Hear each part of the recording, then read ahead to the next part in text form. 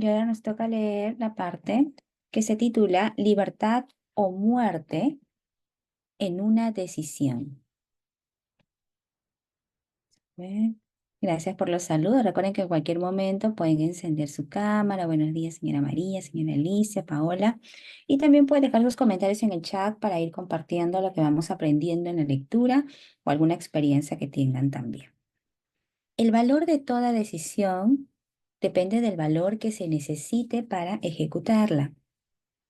Las grandes decisiones, aquellas que constituyeron los fundamentos de la civilización, fueron tomadas asumiendo grandes riesgos, lo que a menudo significó la posibilidad de encontrar la muerte.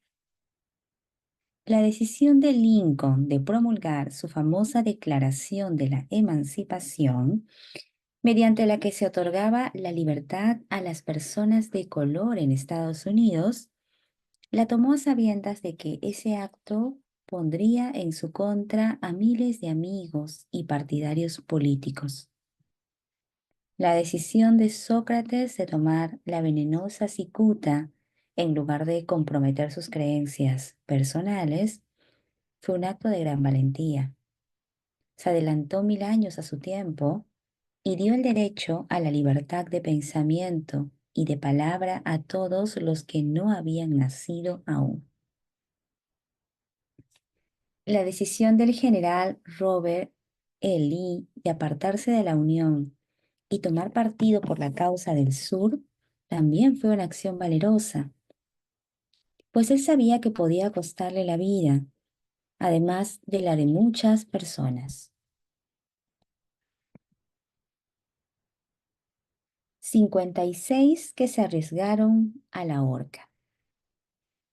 Para la mayor decisión de todos los tiempos, en lo que se refiere a los ciudadanos de lo que más tarde sería Estados Unidos, se tomó el 4 de julio de 1776 en Filadelfia, cuando 56 hombres estamparon sus firmas en un documento que, como muy bien sabían, aportaría la libertad a todos los norteamericanos, o bien dejaría a cada uno de los 56 colgados de una cuerda por el cuello.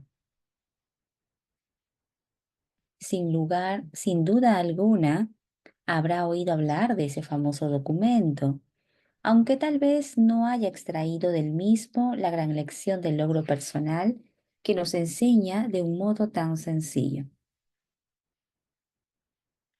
Aquí está hablando de la firma de la independencia de Estados Unidos, un poquito de historia nos está contando el autor. Muchos recuerdan la fecha en que esa gran decisión fue tomada, pero pocos se dan cuenta del valor que se necesitó para ello. Recordamos nuestra historia tal y como nos la enseñan. Recordamos las fechas y los nombres de los hombres que lucharon. Recordamos Valley Forge y Yorktown. Recordamos a George Washington y a Lord Cornwallis. Pero en realidad sabemos muy poco acerca de las fuerzas reales que había detrás de estos nombres, fechas y lugares. Y sabemos menos todavía sobre ese poder intangible que nos aseguró la libertad, mucho antes de que los ejércitos de Washington llegaran a Yorktown. Representa casi una tragedia que los historiadores hayan pasado por alto el hacer la más mínima referencia al poder irresistible que dio nacimiento y libertad a la nación destinada a establecer nuevos niveles de independencia para todos los pueblos de la tierra. Y digo que eso es casi una tragedia porque precisamente se trata del mismo poder que todo individuo debe utilizar para superar las dificultades que se le presentan en la vida y obligar a ésta a pagar el precio que se le pide. Revisemos, aunque solo sea de forma muy breve, acontecimientos que dieron lugar a ese poder. La historia comienza con un incidente ocurrido en Boston el 5 de marzo de 1970. Los soldados británicos patrullaban las calles, amenazando a los ciudadanos con su sola presencia. A los colonos no les gustaba ver hombres armados andando por sus ciudades. Empezaron a expresar abiertamente el resentimiento por este hecho, arrojando piedras y profiriendo insultos contra los soldados que patrullaban, hasta que el oficial del mando dio la orden. Preparen las bayonetas, ataquen. La batalla que comenzó en ese momento tuvo como resultado la muerte de muchos, mientras que otros quedaron heridos. El incidente provocó tal resentimiento que la Asamblea Provincial, compuesta por colonos importantes, convocó una reunión con el propósito de emprender alguna acción concreta. Dos de los miembros de esa asamblea fueron John Hancock y Samuel Adams. Tomaron la palabra y hablaron con valentía, declarando que debían organizar un movimiento para expulsar de Boston a todos los soldados británicos. Debemos recordar que eso fue una decisión surgida en la mente de dos hombres, lo que podemos considerar como el principio de la libertad que todos disfrutamos ahora en Estados Unidos. Tampoco podemos olvidar que la decisión de esos dos hombres exigía fe y coraje, porque era una decisión que entrañaba peligros. Antes de que la asamblea terminara, Samuel Adams fue elegido para visitar al gobernador de la provincia, Hutchinson, con objeto de exigirle la retirada de las tropas británicas. La petición fue aceptada y los soldados se retiraron de Boston, pero el incidente no quedó terminado por ello. Había provocado una situación cuyo desenlace estaría destinado a cambiar el rumbo de toda una civilización. Aquí el autor nos está contando las acciones que comenzaron a tomar, que surgieron a raíz del pensamiento de dos personas que consideraban como derecho su libertad. Organización de un grupo de Mastermind. Richard Henry Lee adquirió un papel importante en esa historia. Él y Samuel Adams se comunicaban entre sí con frecuencia, por correspondencia, compartiendo temores y esperanzas acerca del bienestar del pueblo en sus provincias respectivas. A raíz de esta práctica, Adams concibió la idea de que un intercambio mutuo de cartas entre las 13 colonias podrían ayudar a producir la coordinación de esfuerzos que tanto necesitaban en relación con la solución de sus problemas.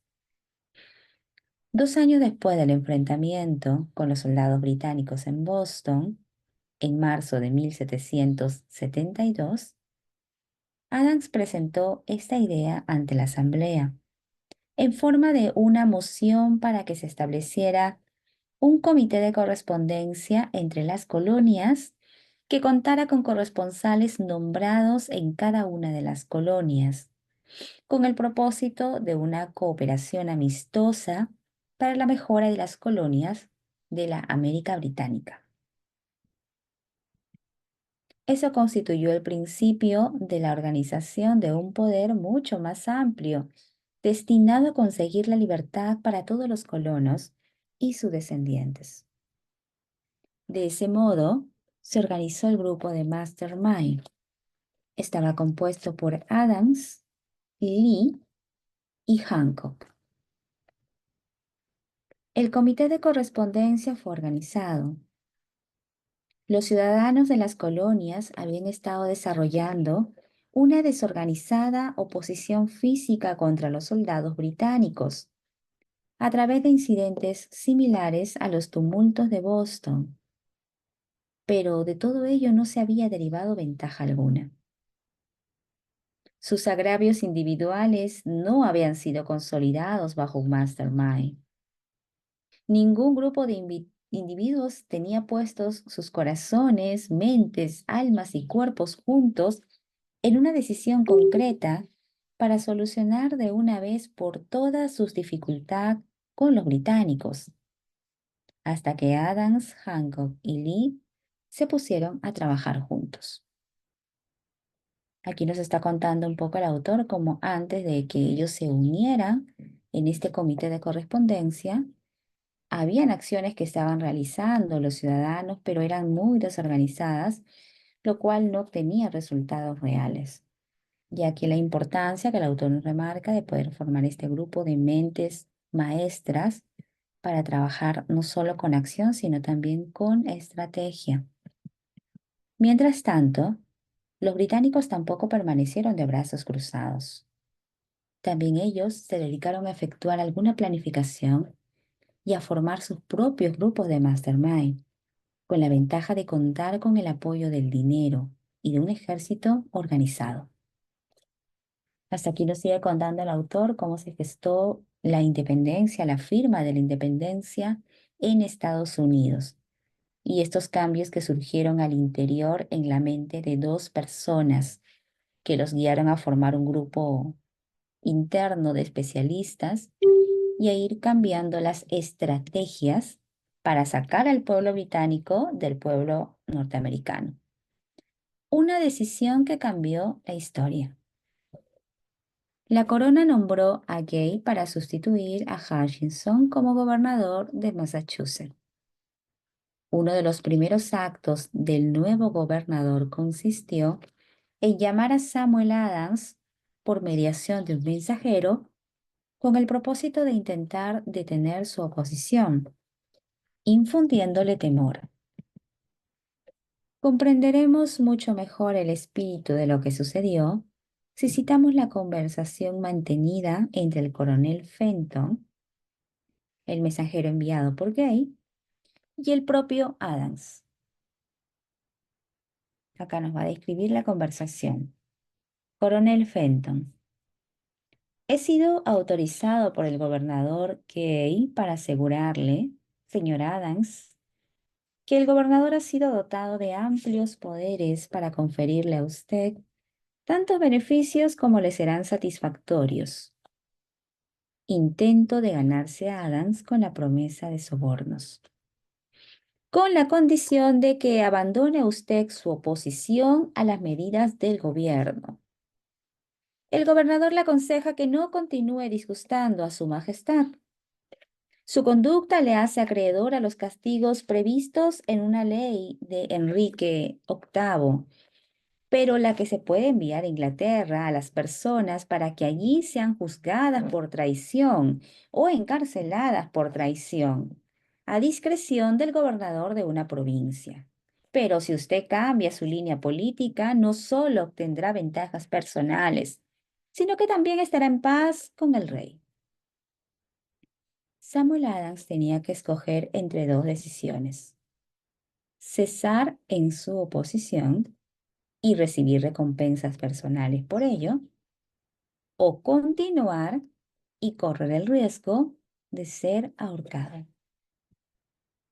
Evidentemente, había llegado el momento en que Adams se veía obligado a tomar una decisión que podía costarle la vida. Adams insistió en que el coronel Fenton, bajo palabra de honor, le transmitiría al gobernador su respuesta, repitiendo con toda exactitud las mismas palabras que él le dijera. La contestación de Adams fue: dígale al gobernador Gay que confío desde hace mucho tiempo en estar en paz con el Rey de Reyes. Ninguna consideración personal me inducirá a abandonar la justa causa de mi país. Y dígale al gobernador Gay que Samuel Adams le aconseja que no continúe insultando los sentimientos de un pueblo exasperado. Cuando el gobernador Gay recibió la cáustica respuesta de Adams, montó en cólera y promulgó una proclama en la que decía: el abajo firmante, en nombre de su majestad, ofrece y promete su más gracioso perdón a todas aquellas personas que a partir de ahora abandonen las armas y regresen a los deberes propios de sus súbditos pacíficos. Las únicas excepciones del beneficio de tal perdón son Samuel Adams y John Hancock, cuyas ofensas, de naturaleza demasiado brutales, no admiten otra consideración que la de un adecuado castigo. Podríamos decir que tanto Adams como Hancock se encontraban en dificultades. La amenaza del airado gobernador obligó a los dos hombres a tomar otra decisión igualmente peligrosa. Convocaron una apresurada reunión de sus más fieles seguidores. Una vez que todos estuvieron presentes, Adams cerró la puerta con llave, se la metió en el bolsillo y les informó que era imperativo organizar un congreso de los colonos y que nadie abandonaría aquella habitación hasta que se hubiera tomado la decisión de convocar dicho congreso. A este anuncio siguió una gran excitación. Algunos sopesaron las posibles consecuencias de tal radicalismo. Otros expresaron graves dudas en cuanto a la prudencia y la conveniencia de una decisión tan definitiva que desafiaba claramente a la corona. Encerrados en aquella habitación había dos hombres inmunes al temor, ciegos de la posibilidad del fracaso: Hancock y Adams. Gracias a la influencia de sus mentes, los demás fueron inducidos a aceptar que se debía establecer acuerdos a través del Comité de Correspondencia para convocar el primer Congreso Continental, que se celebraría en Filadelfia el 5 de septiembre de 1774. Vale la pena recordar esa fecha. Es mucho más importante que la del 4 de julio de 1776. Si no se hubiera tomado la decisión de convocar un Congreso Continental, tampoco se hubiera llevado a cabo la firma de la Declaración de la Independencia.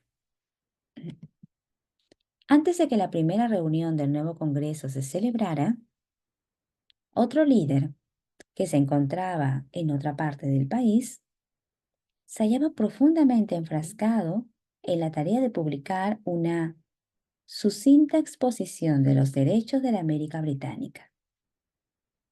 Se trataba de Thomas Jefferson, de la provincia de Virginia, cuyas relaciones con Lord Dumont, representante de la corona en Virginia, eran tan densas como las de Hancock y Adams con su gobernador. Poco después de que se publicara su cita exposición de los derechos, Jefferson fue informado de que había la orden de perseguirlo por alta traición contra el gobierno de su majestad. Inspirado por la amenaza, uno de sus colegas, Patrick Henry, expresó con claridad lo que pensaba y concluyó sus observaciones en una frase que se ha hecho clásica desde entonces: si esto es traición, que sea la mayor de todas. Fueron hombres como estos los que, sin poder, sin autoridad, sin ejército y sin dinero, tomaron asiento en una solemne consideración del destino de las colonias, dando inicio así a la apertura del primer Congreso Continental, que continuaron celebrando cada 2 años hasta que el 7 de junio de 1776, Richard Henry se levantó, se dirigió a la presidencia y ante el asombro de la asamblea presentó la siguiente moción: Caballeros, presento la moción de que estas colonias unidas son y deben ser por derecho estados libres e independientes, absueltos de toda alianza con la corona británica, y que toda conexión política entre ellos y el país del Reino Unido está disuelta. Y así debe quedar. Aquí el autor nos ha resumido todo el camino y los cambios que hubieron respecto a la firma de la independencia de Estados Unidos y cómo fue importante crear este primer comité, primero de correspondencia continental y luego ya se aperturó como el primer Congreso Continental, que se fue celebrando durante 2 años previos a la firma de la independencia de Estados Unidos, hasta que Richard Henry ya finalmente presentó la moción de que esto correspondía a la liberación de las colonias unidas. Y acá hay una parte en la cual el autor también nos remarca la presencia de Thomas Jefferson con la presentación, la publicación de un apartado, un libro, un texto que también hablaba sobre ello. Pero aquí el autor nos menciona, vale la pena recordar esta fecha, que fue la fecha en la cual se formó este comité, que luego pasó a ser el primer Congreso Continental, que es mucho más importante que la misma firma de la independencia, porque aquí el autor nos menciona, ¿no? Que esta idea nació de dos personas que no tenían miedo y que no pensaron alguna vez en el fracaso, pero sobre todo que no tenían nada. No tenían un ejército, no tenían dinero, no tenían influencia, no tenían más que sus ganas y sus mentes de poder salvar a toda una nación, ni siquiera ellos. Entonces aquí remarca un poco, porque menciona justo el destino, ese propósito de vida que tú has descubierto, que descubrimos todos en algún momento, y que a pesar de creer que no tenemos nada, tenemos una mente valiosa para poder conseguir esos objetivos. Ya lo vienen demostrando varias personas en la historia que lo han podido conseguir. Entonces, hasta aquí nos vamos a quedar el día de hoy, chicos. De repente ha sido una lectura un poquito más histórica, que se puede reflejar también cómo los países han venido luchando